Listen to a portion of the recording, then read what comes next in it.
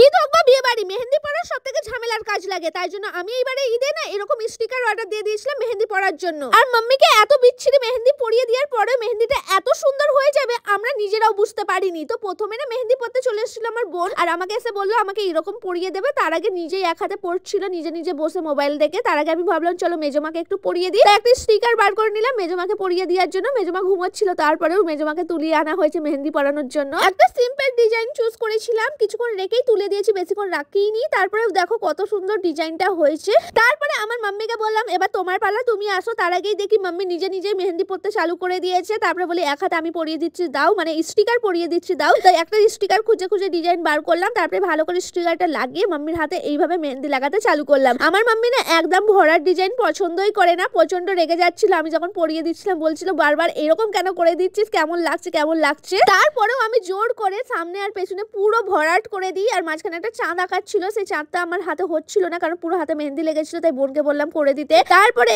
আমি অন্য হাতেও সেম স্টিকার মেরে তারপরে ওই হাতটাতে পুরো ভরাট করে দিয়েছি, এই দেখো। তারপরে দু হাত এইভাবে রেখে দিয়েছিলাম আর আমরা হাসছিলাম। কোনোদিন মাম্মি কিন্তু ভরাট ডিজাইন এত ভরাট পরে না, সিম্পল পছন্দ করে। আর প্রথমে মাম্মি তো বুঝতে পারছিল না কেমন ডিজাইনটা আসবে, তাই জন্য না আরো রেগে যাচ্ছিল। আর আমরা বলছিলাম দেখো এবার কেমন আসবে, কি বিচ্ছিরি লাগবে। আর এদিকে আমরা মেহেন্দি করতে করতে বোনের ওই দেখো হাতটা পরা হয়ে গেছে। আর এদিকে আমি বসে থাকতে থাকতে কি করবো, আমি তাই পায়েও মেহেন্দি পড়তে চালু করে দিয়েছি। ডিজাইন কিছু খুঁজি না, মানে যেটা হাতে আসে আমি তেমনই করে দিই। এই দেখো আমার পায়ে বসে থাকতে করে দিয়েছি। তারপর মাম্মির একটুখানি রেখে দিয়েছিলাম, তো মাম্মিরটা পানি দিয়ে ধুয়ে দিলাম। আর পানি দিয়ে ধোয়ার পরে আমরা তো নিজেরাই অবাক, দেখো এত সুন্দর একটা ডিজাইন এসেছে, দেখতে প্রচন্ড সুন্দর লাগছিল। কিন্তু একটা হাতে চাঁদ খুবই সুন্দর এসছে, এটা স্টিকার দিয়ে করা হয়েছে, কিন্তু অন্য হাতের চাঁদটা না মানে মেহেন্দি দিয়ে করা হয়েছিল দুরকম মেহেন্দি, তাই জন্য ওইটাতে ভালোভাবে চাঁদটা আসেনি। আর মেহেন্দি পড়তে পড়তে এখন 12:30 বেজে গেছে। আর আমার বরের আবার খিদে পেয়ে গেছে, তাই ওকে আবার চপ মুড়ি ভালোভাবে মেখে দিয়ে এলাম, কারণ ও না রাত জেগে জেগে খায়, তো তাই জন্য খিদে পেয়ে যায় এরকম টাইমে। তাই জন্য আজকেও খিদে পেয়ে গেছে, তাই ওকে মুড়ি মেখে দিলাম। তারপরে বোনকে দেখো হাতে ল্যাপা চালু করেছি, মানে ওনার যে ডিজাইনটা দেখেছিল ওইটা ওইভাবে লাগাতে হয়, তাই জন্য ওকে লাগিয়ে দিলাম। তারপরে ও নিচে ঘুমোতে চলে গেছে। এখন আমি মেহেন্দি পরবো সব শেষে। এই দেখো এক হাতে আমি পরেছি আর অন্য হাতে আমার বর হেল্প করেছে লাগিয়ে দেওয়ার জন্য এইগুলো। তারপরে কিছুক্ষণ রেখে তারপরে এখন এইটাকে ধোবো। চলো সবাই ঘুমিয়ে গেছে, শুধু আমি একা জেগে আছি। তো এবার ভালো করে মেহেন্দিটা ধুয়ে নিলাম। ভালো করে ধোয়ার পরে তোমরা নিজেরাই দেখো কতটা সুন্দর লাগছে ডিজাইনটা। আমি ভেবেছিলাম একটু ভরাট পরবো, কিন্তু আমি সিম্পল পরেছি, ভরাট আর পরতে ভালো লাগছিল না। আর দেখো কেমন লাগছে আমার মেহেন্দিটা, আমি ওপরটা পুরো এরকম ভরিয়ে দিয়েছি, ভরাট করে দিয়েছি। তো তোমরা কমেন্ট করে বলো আমার মেহেন্দিটা কেমন লাগছে।